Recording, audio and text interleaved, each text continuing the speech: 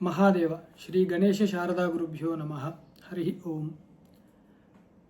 ఈ సంచికలో మనము శివుడి యొక్క ప్రస్తావన భారత భాగవతాల్లో ఎక్కడ ఉన్నాయి అని తెలుసుకుంటూ శివకేశవ సమత్వాన్ని, ఐక్యాన్ని మనం చెప్పుకునే ప్రయత్నం చేద్దాము చెప్తూ, మీరు మహాభారతం చూసినప్పుడు ముఖ్యంగా పాండవులు ఎప్పుడూ శివారాధకులై ఉంటారు.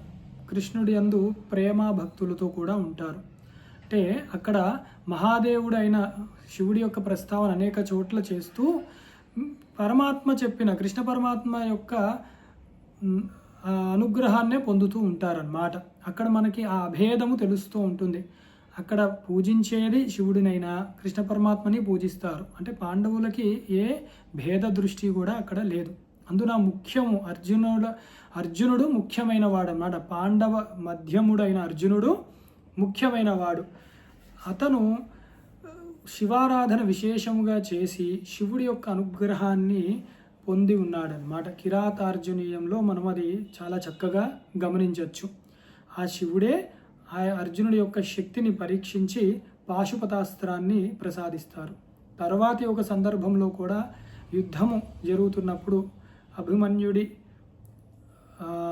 మరణం అయిన తర్వాత అర్జునుడిని అనుగ్రహించాలి కృష్ణ పరమాత్మ అన్నప్పుడు కృష్ణుడు తన సూక్ష్మ శరీరాన్ని, అర్జునుడి సూక్ష్మ శరీరాన్ని తీసుకుని కైలాసానికి వెళ్ళి అక్కడ శివుడితో మళ్ళీ పాశుపతాస్త్రాన్ని గుర్తు చేయిస్తాడు. మళ్ళీ కూడా ఉపదేశాన్ని ఇప్పిస్తాడనమాట. ఇలాంటి రెండు ముఖ్యమైన ఘట్టాల్లో పాశుపతాస్త్రం యొక్క గొప్పతనము, అది ఆ పరమేశ్వర దత్తమే అయి ఉంటుంది. అది కూడా కృష్ణ పరమాత్మ దగ్గర ఉండి కూడా ఆ మార్గాన్నే అర్జునుడికి ఉపదేశించాడు అన్నది కూడా మనం అక్కడ చక్కగా తెలుసుకోవచ్చు. అందున ఇంకొక సందర్భము చూస్తే భీష్మాచార్యుల వారు పడిపోయిన తర్వాత కూడా అనుశాసన పర్వంలో విష్ణు సహస్రనామం అందరికీ చక్కగా తెలిసినదే. ఆ తర్వాత విష్ణు సహస్రనామము చెప్పిన తర్వాత భీష్ముల వారు మళ్ళీ శివ సహస్రనామం చెప్పవలసినది అని ధర్మరాజు అడగగా భీష్ముడు కృష్ణ పరమాత్మనే అడిగి ఉన్నాడనమాట. స్వామి, శివ సహస్రం చెప్పడం నా వల్ల కాదు, నాకంత శక్తి ఉంది అనుకోలేదు, మీరు దానికి యోగ్యులు కాబట్టి కృష్ణ పరమాత్మ మీరే చెప్పవలసి ఉంది అని. అప్పుడు ఆ కృష్ణ పరమాత్మ కూడా ఉపమన్యు మహర్షిని ప్రార్థించగా ఉపమన్యువు సాక్షాత్కారం ఇచ్చి అక్కడ శివ సహస్రనామాన్ని బోధించిన ఘట్టము మహాభారతంలో మనకి చక్కగా అక్కడ గోచరిస్తూ ఉంటుందన్నమాట. ఇక్కడ ఏమి చెప్తున్నారు అంటే శివ సహస్రనామానికి ఒక పరంపర అన్నది ఉన్నది. మొట్టమొదటి శివ సహస్రనామము అక్కడ చెప్పబడినది బ్రహ్మగారు ఇంద్రుడికి చెప్పినది, ఇంద్రుడు యముడికి చెప్పినది, యముడు మార్కండేయ మహర్షికి, మార్కండేయుడు ఉపమన్యువుకి, ఉపమన్యువు ద్వారా కృష్ణ పరమాత్మకి శివ సహస్రనామము చెప్పబడి ఉంది. అది స్పష్టముగానే ఉన్నదన్నమాట. అక్కడ అంత చక్కగా మనము చూడొచ్చు. శివ సహస్రనామము కృష్ణ పరమాత్మ యొక్క ఆదేశంతో ఉపమన్యు మహర్షి కూడా అక్కడ సూచించి ఉన్నారు అన్నది మహాభారత ఘట్టంలో మనకి తెలుస్తుంది. అలాగే గీతలో చూసినప్పుడు రుద్రాణం శంకరశ్చాస్మి అని కృష్ణ పరమాత్మ అన్నారు. రుద్రులలో శంకరుడను నేను. అట్లాగే రామ శస్త్రభృతామహం అన్నారు. అంటే శస్త్రధారి అయిన రాముల వారిలో రాముడిని నేను అన్నారు. అంటే అక్కడ రాముడు, శివుడు, కృష్ణుడు అన్న పేర్లు మారుతున్నాయి తప్ప అక్కడ పదార్థము మారట్లేదు. నామరూపాలు మారుతున్నాయి, ప్రదేశాలు మారుతున్నాయి తప్ప ఆ పదార్థము ఏమిటి అంటే పరబ్రహ్మ పదార్థమే. అంత గొప్పగా తెలుసుకోవాలి మనమందరము కూడా. ఎప్పుడు కూడా ఒకళ్ళు చెప్తున్నారు, ఒకళ్ళు వింటున్నారు అంటే గొప్పవాళ్ళు ఇద్దరు కూర్చొని గొప్ప విషయాన్ని చర్చిస్తున్నారు అనుకోవాలి తప్ప చెప్పేవాడు గొప్ప, వినేవాడు తక్కువ అన్న భ్రమలోకి కనుక లోనవుతే అహంకారములు, మమకారములు మనల్ని పట్టి పీడిస్తాయి. అవి సాత్వికమైన ఆరాధన పద్ధతే కాదు, అది నరకానికే మార్గములు అని పరమాత్మ చెప్పి ఉన్నారు అని ముందు సంచికలో మనం ఒకసారి చెప్పి ఉన్నామన్నమాట.